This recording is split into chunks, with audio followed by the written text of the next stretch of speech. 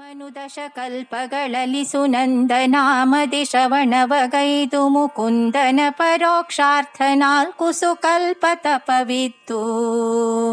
ನೊಂದು ಪೊಗೆಯೊಳು ಕೋಟಿ ವರುಷ ಪುರಂದರನು ಅಂದನುಂಡ ನಂತರ ಹೊಂದಿದನು ನಿಜ ಲೋಕ ಸುರಪತಿ ಕಾಮನಿರದಂತೆ. ಆನಂದಸ್ಯ ಪದಂ ವಂದೇ ಬ್ರಹ್ಮೇಂದ್ರಾದಿ ಅಭಿವಂದಿತಂ ಪೂರ್ಣ ಸರ್ವಗುಣೈಕಾರಣಂ ಅನಾದ್ಯಂತಂ ಸುರೇಶಿತುಃ.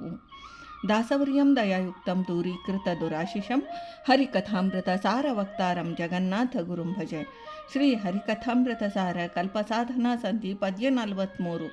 ಇಂದ್ರಮನು ದಶಕಲ್ಪಗಳಲ್ಲಿ ಸುನಂದನಾಮದಿ ಶ್ರವಣಗೈದು ಎಂಬ ಈ ಪದ್ಯದಲ್ಲಿ ಶ್ರೀ ಜಗನ್ನಾಥದಾಸಾರ್ಯರು ಇಂದ್ರದೇವರು ಮತ್ತು ಕಾಮದೇವರ ಕಲ್ಪಸಾಧನಾ ವಿಷಯವನ್ನು ತಿಳಿಸ್ತಾರೆ.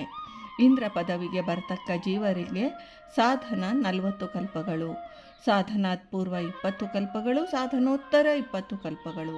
ಸಾಧನೋತ್ತರವಾದ 20 ಕಲ್ಪಗಳಲ್ಲಿ 19ನೆಯ ಬ್ರಹ್ಮಕಲ್ಪದಲ್ಲಿ ಸುನಂದ ಎಂಬ ನಾಮದಿಂದ ಸಾಧನ ಮಾಡುತ್ತಾ 4 ಬ್ರಹ್ಮ ದಿನಗಳ ಕಲ್ಪಗಳ ಕಾಲ ತಮ್ಮ ಸೋತ್ತಮ ಬಿಂಬರಾದ ಶ್ರೀ ರುದ್ರದೇವರನ್ನು ಕುರಿತು ತಪಸ್ಸು ಮಾಡಿದರು.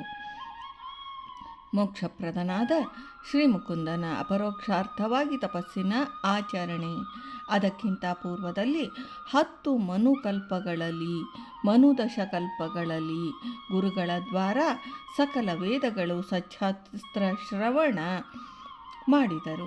ತಪಸ್ಸಿನ ದ್ವಾರ ಶ್ರೀ ರುದ್ರದೇವರ ಅನುಗ್ರಹ ಪಡೆದು 1 ಕೋಟಿ ವರ್ಷಗಳು ದಟ್ಟವಾದ ಹೊಗೆಯೊಳಗೆ ತಪಸ್ಸು ಮಾಡಿದರು.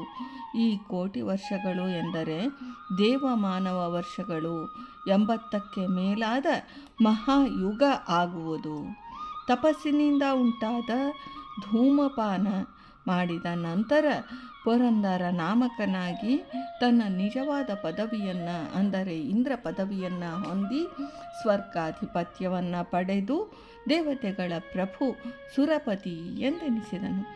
ಇಂದ್ರದೇವರಂತೆಯೇ ಮನ್ಮಥನ ಸಾಧನೆಯ ಕ್ರಮ ಇದೆ. ಮನ್ಮಥನು ಪದವಿ ಪ್ರಯುಕ್ತ ಇಂದ್ರನಿಗಿಂತ ಕಿಂಚಿತ್ ಅಧಮರು. ಇಂದ್ರ ಮತ್ತು ಕಾಮರ ಸಾಧನೆಯ ವಿಚಾರ. ಒಟ್ಟು ಕಲ್ಪ ಸಾಧನಾವಧಿ 80 ಕಲ್ಪಗಳು.